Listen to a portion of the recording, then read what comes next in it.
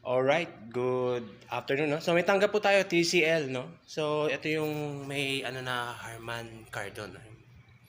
Try natin. So issue nito, screen flickering, no? Panel issue. Okay, so yan, no?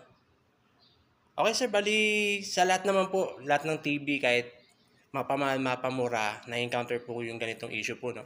So second option po yung gagawin natin dyan, hindi po yung first option. Kasi yung first option po is parang konti na lang, bibili na po kayo ng bago eh. So, bali, screen repair lang po yung gagawin natin. No? Bali, panel modification. Yes. Okay. So, tara, buksan natin. Balikan ko kayo. Alright, no? So, bali, ito na po, no? Na-repair na po natin. Panel modification sa left side. So, power on.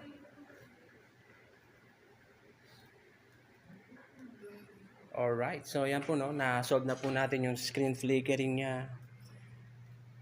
Naka-steady na, no? Hindi na gumagalaw. So mga interested po, no? PM lang po, Cavite area. Salamat.